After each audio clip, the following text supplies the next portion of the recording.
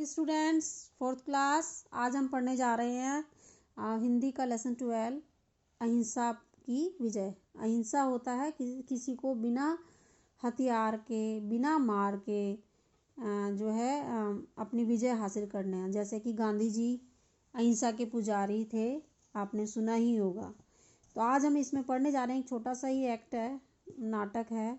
इसमें प्रसेनजीत हैं, कौशल के राजा जगह का नाम है ये। महात्मा बुद्ध एक महात्मा है, अंगुलीमाल एक डाकू है, महामंत्री, पहरेदार, द्वारपाल, ये सारे इसके कैरेक्टर हैं।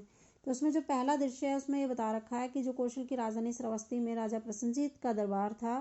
राजा आकर सिंहासन पर बैठते हैं और उनके बैठने के बाद सभी दरबारी बैठ जाते हैं। तो प्रसेनजीत जो थे वो बोलते हैं, महामंत्री राज्य के क्या समाचार हैं? अंगुलीमाल ने फिर किसी की राहगीर की हत्या तो नहीं की है?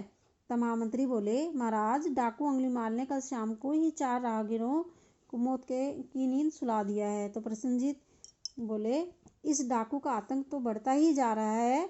पता नहीं ईश्वर हमारे राज्य की इस विकट समस्या से कब रक्षा करेंगे और यह विषय हमारे लिए महान चिंता का विषय है। तब द्वारपाल बोले, महाराज की जय हो, महात्मा बुद्ध दरबार में पधार रहे हैं। तो महात्मा बुद्ध दरबार में आते हैं और राजा तथा अन्य दरबारी उनका अभिवादन करते हैं, मीन्स नमस्कार करते हैं, उनकी रेस्पेक्ट करते हैं। और उसके बाद महात्मा बुद्ध राजा के पास सिंहासन पर बैठ जाते हैं। तो महात्मा बुद्ध बोले, राजन आप बड़े चिंतित दिखाई दे रहे हैं, आपकी चिंता का क्या कारण है? तब प्रसेनजीत जो बोलते हैं, राजा बोलते हैं, भगवान अंगुलीमाल डाकू से मेरी प्रजा बहुत ही त्रस्त है, इसी से मैं बहुत चिंतित हूँ, मेरी समझ में नहीं आता मैं क्या करूँ। महात्मा बुद्ध, इस डाकू का नाम अंगुलीमाल क्यों पड़ा? पूछते हैं।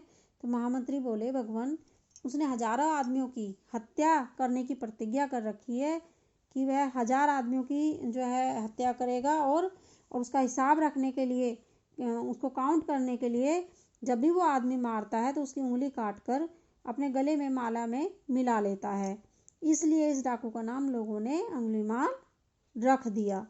महात्मा बुद्ध आप चिंता न करें, मैं आपकी समस्या को दूर कर दूंगा। इतना कहकर महात्मा बुद्ध उठकर उसी जंगल की ओर चल पड़ते हैं जिसमें अंगुलीमाल रहता था। अब दूसरा दृश्य, जंगल में महात्मा बुद्ध को जाने से रोकते हुए राजा प्रसेनजीत के पहरेदार बोलते हैं, पहरेदार बोले, महात्मा बुद्ध के चरण पकड़कर, महात्मा जी उधर खूंखार डाकू अंगुलीमाल रहता है, उससे प्राणों को खतरा है, कृपया उधर आप न जाएं। तो महात्मा बुद्ध बोले मुस्कुराकर, पहरेदार के सिर पर हाथ रखते बोले, मेरे लिए तुम किसी प्रकार की चिंता मत करो, तुम इस बात को समझ लो कि वह डाकू मेरा कुछ भी अनिष्ट होता है, कुछ भी गलत नहीं कर सकता, वो नहीं कर पाएगा। तो महात्मा बुद्ध आगे जंगल में बढ़ गए। महात्मा बुद्ध अपने मन में ही आदमी को क्यों मारता है, क्वेश्चन जो है उनके माइंड में चल रहे थे। जीव को देखकर प्रसन्न क्यों नहीं होता है? तब अंगुलीमाल बोला, ठहर जा। तब महात्मा बुद्ध बोले, अंगुलीमाल को पहचान कर, क्योंकि वो उंगलियों की माला थी उसके गले में, तो पहचान गए थे। तो पहचान कर बोले, मैं तो ठहर गया, भला तू कब ठहरेगा? तब अंगुलीमाल चकित होकर मौन खड़ा रहता है, मीन्स चुपचाप शांत खड़ा रहता है। तब महात्मा बुद्ध बोले, बोल कब ठहरेगा तू? तब अंगुलीमाल एकदम विनम्रतापूर्वक से बोले, महात्मा आप पहले व्यक्ति हैं जिन्होंने मुझसे निडर होकर कुछ कहा है, जबकि मेरे सामने आते ही लोगों की आवाज़ बंद हो जाती है, लेकिन मैं आपकी बात समझ नहीं सका। तब महात्मा बुद्ध बोले, अरे जीवन में तो जन्म से लेकर मृत्यु तक वैसे ही बहुत दुख हैं, और तू अपनी क्रूरता से उन दुखों को और क्यों बढ़ा रहा है? तब अंगुलीमाल बोला, सहसा बुद्ध के चरणों में गिरकर बोला, महात्मन मुझे राह दिखाएं, मेरे सामने अंधेरा ही अंधेरा है।